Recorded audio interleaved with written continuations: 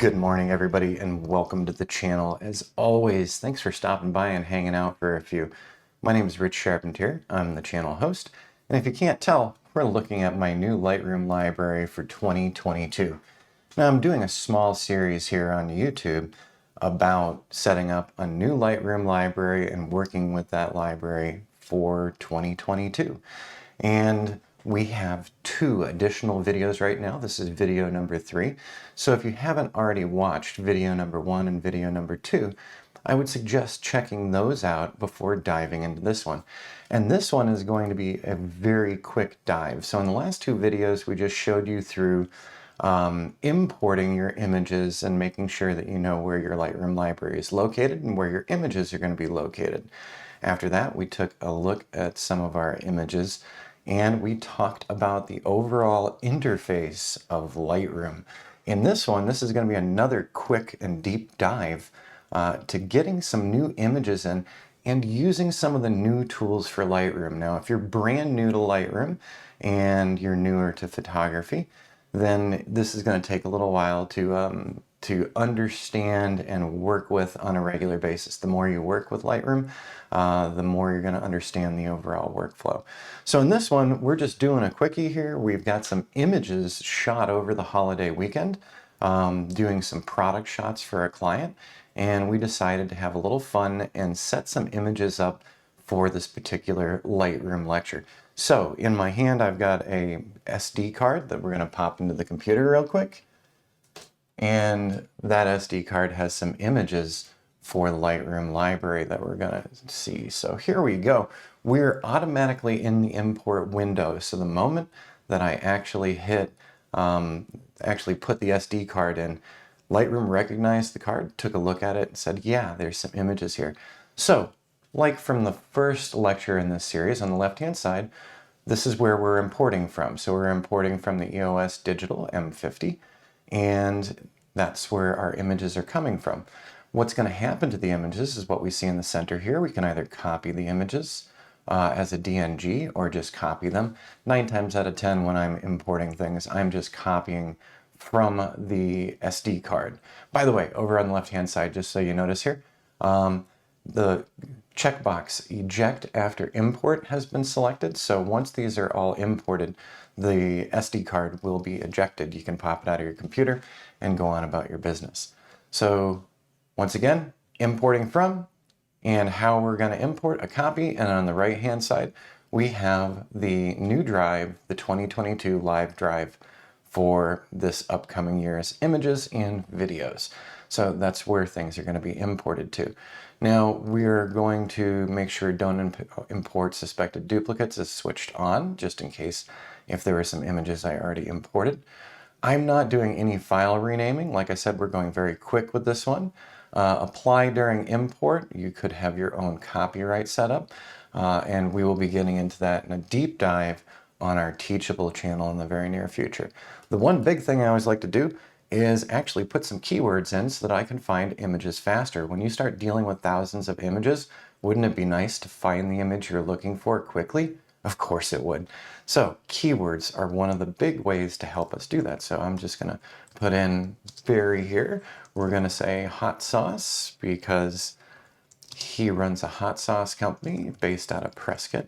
So this is a Prescott image, and actually I think we'll stick with that for now. We can always add additional keywords later. So once I've selected the keywords, everything else, I'm just double checking the destination that it is going to my 2022 live drive. And so everything looks great. So we're going to go ahead and hit import. Like I said, we're going very quickly with this one. And once again, if you haven't watched videos number 1 and 2, there's links below and also drop-down cards above to get you to those videos. So currently Lightroom is completing its import right now. It's almost done. In the upper left-hand corner, you can see that little progress bar. And so let's talk about these images really quick. Number 1, these images are not the final images. We were doing some testing over the weekend to do some product shots for a friend of ours who owns a hot sauce company. So we did a setup really quick in the living room where we didn't bring out any soft boxes or anything. So we were using a lume cube and the ambient light in the room, and we knew these photos are probably not going to be great. So keep that in mind. This was purposeful. We did do a second series, but I wanted to show you some of the new editing features in Lightroom that are very exciting. Before we do that, I want to double click on this first image, and I want you to take note of something. Right here, upper left corner of the image window, we have the image 1413.cr3. So this is a raw file from my Canon M50. And if I arrow over, you will see the same number, 1413.jpg. When I was setting up these shots on my Canon M50, I had it shoot both RAW and JPEG for editing purposes. So what has been imported here, if I look down on the lower bar, so we're looking down on Lightroom toward the lower bar, you will notice import and export. Below those, you will notice that it says we have 90 photos. So keep in mind, we were shooting both JPEG and RAW, so we actually have 45 specific images, but we have 2 versions of the image, okay? All right, now, what can we do here to bring things down a little bit? Number one, we're showing 90 photos at the moment. What if we just wanted to, let me see here, .cr3. I'm hitting the G key, by the way, to get back to my grid view. And one of the things that we can do is search on .cr3. And when I do that search, let's go down and look at the lower left-hand corner again down here. You will see previous import. We are now showing 45 images out of 90. So just doing a quick sort on the type of file we're looking for has reduced the amount of images that I have to look at right now. If I just wanted to deal with the raw images, I could. So nice and quick way to get down to what you want to start working with. So let's take a look and open this one, and I'm using the arrow keys just to quickly go through. So 1413.cr3, 1414.cr3, 1415.cr3. So as you can see, we are only displaying the raw images. Awesome. Before we go any further into the edits, what I want to do here is I'm going to go back to our catalog. When we import from Lightroom, things will show up in the previous import. Now, if I go up to all photographs, you will recall that I loaded some images that weren't really from 2022, and I loaded those images to start this class series off. So we've got some images from a drone that we've imported, and I also had to do another little presentation over the weekend, so I did a couple of quick photos with my iPhone. And then I imported those photos into Lightroom as well. And then we've got all these images that we shot this weekend for doing these product shots. Now, what does any of this have to do with this lesson?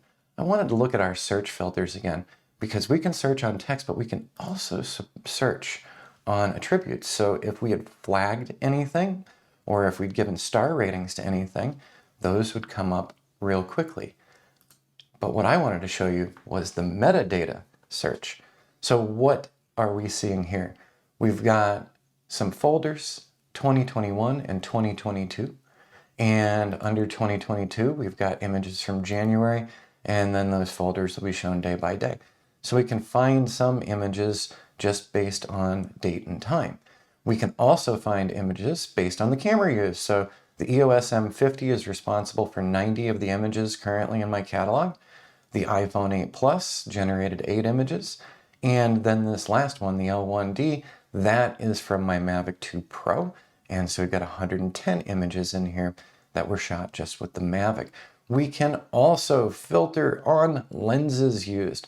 So if you can't remember your keywords, but you know you did that photo shoot in July of 2019, well, you just go to your catalog that contains 2019, and you can find images quickly based on dates as well as keywords. So I just wanted to show you that one quickly.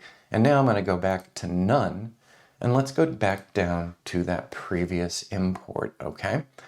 So we can set identifiers. So if I like this image, I can hit the P key, and that gives me a pick flag.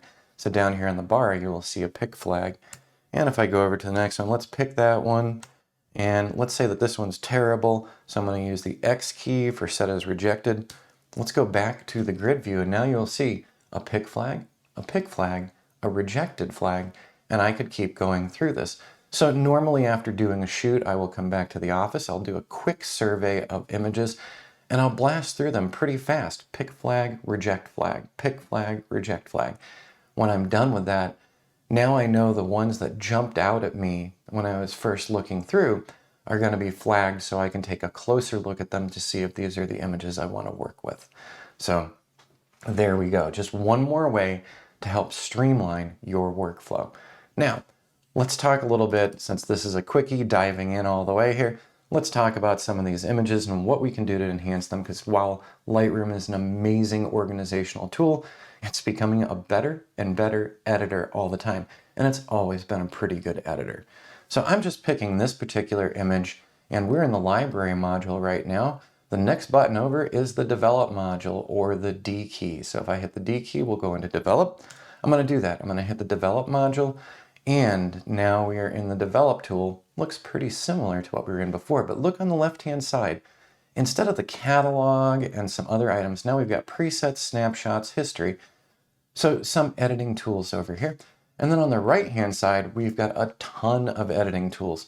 So we can come in here and change exposure. We can bump the highlights, drop the shadows, whatever we'd like to do there. We can also work with a tone curve. We can deal with hue, saturation, and luminance. We can also get into the detail that's on these images, if there's noise or anything. There are a ton of editing tools. And in our Teachable class, we're going to be going through in more detail these editing tools. But I'm going to tell you what I say in my regular classes as well. You experimenting with these things is how you're going to learn the quickest. So go in, do some edits, test around, and keep in mind that all editing done in Lightroom is non-destructive. You can always get back to your original image. Okay, now up at the top of our editing bar, they've changed some buttons. So if you're new to Lightroom, you won't be aware of these changes, but for those of you who are Lightroom users, we've got a couple of different icons from the previous version. So we've got a crop tool, we've got a healing brush tool, we've got a red eye remover, and we have a new masking tool. This is the thing I wanted to show you quickly, because this is an incredible addition to Lightroom. So we now have, with this masking tool, we can select a subject, we can select the sky, we could use a brush to create a mask, we could use a linear gradient or a radial gradient. These are things that we could do previously in Lightroom as well, but we never had to select a subject. So let's see what happens with this. Now, by the way, I already know that this photo is not a great photo. So you won't hurt my feelings by saying, wow, Rich, terrible photo. We were doing some lighting testing, and I decided to carry all this over because these are great examples for these types of tutorials. So I created the new mask, I selected a subject, and look at that. It cut everything out but the actual hot sauce bottle. So pretty cool. I'm going to go in here under my subject mask, and I'm going to invert it. You'll see why in a minute. So I just inverted the mask to be everything outside. We're still in that mask tool. I'm just going to push exposure all the way up, and look at that. Now it's the white background has been completely cleared up. Now the bottle's still not looking that great. I'm going to go back up to the masking tool, and I'm going to turn that off, and I'm just going to use the regular developer now. So what would I like to do here? Well, I want to push the shadows up for sure so that we get more out of this dancing skeleton right here. And I'm also going to push the exposure up just a bit. All right. So now just imagine for yourself, if you don't have a softbox or a lighting setup or anything, but you still wanted to do maybe some product shots, something like this where we can clip images out for maybe some sales tools on our websites. Did you see how quickly this just went? So we had a poor lighting situation. I went with the poor lighting situation, and even with that, in under a minute's time, I got this edit. Now, I just walked you through it and talked you through it. Let me hit the G key to go back to the grid. Let's just pick another one, and we're going to do this really quick. So we're going to go to the Develop tool. We're going to hit that Select a Subject. It is currently selecting the subject. There it goes. Perfect. I'm going to go ahead and invert this, and now I'm going to blast the exposure up. I'm going to close that masking tool, and now I'm going to push the overall exposure up. There we go. The colors are looking a lot nicer. We're going to do a little more with the shadows, and maybe we'll even pop up the highlights just a touch more. And voila, we're just about in the home stretch. So that didn't take too long at all to do a product edit from a photo shoot where the photographer was purposefully doing a bad job on his lighting. So not bad. Let's check this out one more time. Let's actually try something else in here. Let's have a little fun. And let's take a look at this one. This is one of the gift packages they have. You can see that we used foam core board here for our white background. So once again, not perfect.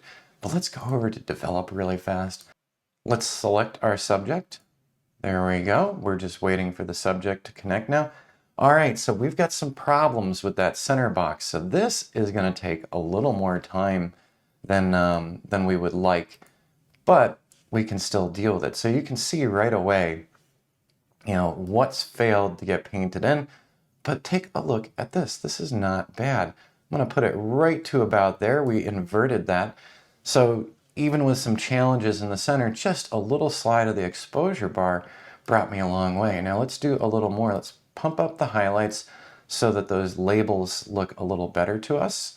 And let's actually, we'll bring the shadows up just a bit more as well, and the overall exposure. But very, very quickly, we've got a much better product shot than we had before. By the way, when we're in the develop module, on the develop module screen down here, lower left, you will see a button that says YY. So this is a before and after comparison. Let me click on that. So here we go. I'm going to hit the tab key to bring things up some more. So here's the shot that we took. Here's the shot that we finally did the edits on. I'm going to hop out of the before and after comparison really quickly, and we're just going to go right back. Whoops, I didn't mean to do that. You have a couple of ways, by the way, to do your comparisons if you can't tell. I'm going to go back to that single image, and you know, maybe we could darken down the center box later, but for a quick and dirty edit, this could fit on a website, on an advertisement website for someone selling hot sauces and different types of oils, don't you think? All right, so in the end, I would be going through all of these images, doing these quick edits in Lightroom. Also, Lightroom does tie together with other external editors like Photoshop or Affinity Photo or Aurora HDR or Photomatics. There's a lot of different plugins that work with Lightroom, expanding the possibilities with Lightroom even more. So in the end here today, this was a quick and dirty. We pretended that we actually had a photo shoot and that we screwed up the lighting of the photo shoot, but with the new masking tool and the standard develop tools in Lightroom, we recovered things to a point where they're usable, where previously you would probably have to bring this over to Photoshop and do layer masking over in Photoshop. Now that this new masking is available in Lightroom, we have a lot more possibilities. And as the class progresses, as the full class progresses over on Teachable, we'll be going through some portrait shots as well to show you how you can actually select people out of backgrounds. Now keep in mind, the primary work we do these days for imaging is actually with drones, and a lot of these editing tools are going to go a long way for our drone edits for our clients as well. All right, everybody, that's a wrap on video number 3 for our new Lightroom catalog for 2022. I hope this was useful to you. I hope it was informative and got you thinking about some of the tools available to you that you can get started with very quickly in Lightroom. All right, we'll look forward to seeing you again in the near future here in January of 2022 with more videos about Lightroom and other videos about upcoming projects that we're doing for our drone work. We'll see you again real soon.